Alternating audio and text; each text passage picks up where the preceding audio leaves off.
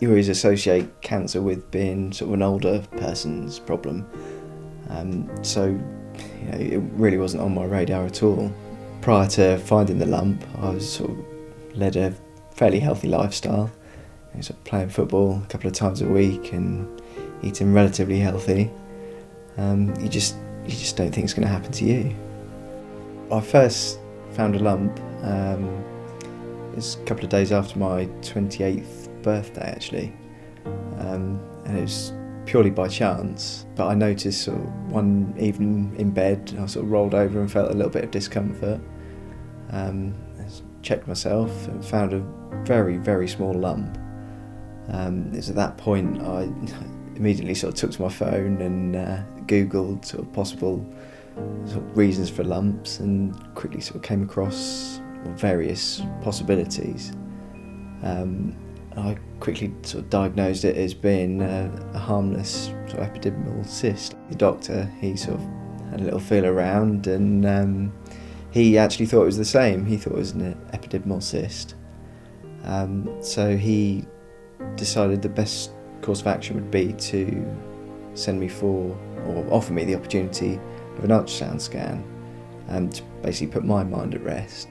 We thought everything was fine and it wasn't going to happen to us. I'd work as normal on a Monday evening and he went to the hospital on his own. And then he kept phoning me throughout my pupils' lesson, and I ended up having to obviously answer the phone, and he just sort of said, "You need to get up here," and he didn't even need to say anything. I just knew that it was what it was going to be. And over the few days after that, sort of the realisation, the more people we sort of told or had to tell, every time we had to say, "Oh, Chris has got cancer," it just became that bit more real. I was booked in to have the testicle removed a couple of days afterwards. So it was all a bit of a whirlwind, and just, to be honest, a bit of a blur at the time. I had the testicle removed, and also was given up a follow-up dose of chemotherapy, which was a single dose. And that was given a couple of weeks afterwards. It makes you think of starting a family, because prior to this we hadn't had any children or anything. We tried for a baby for just over a year, about 15 months, and we were recommended to have IVF treatment.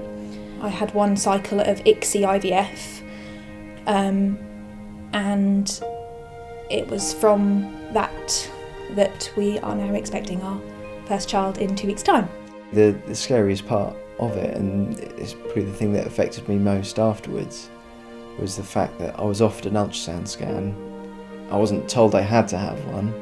I was offered it for my own peace of mind. It's sort of the possibility of what would have happened had I not taken it.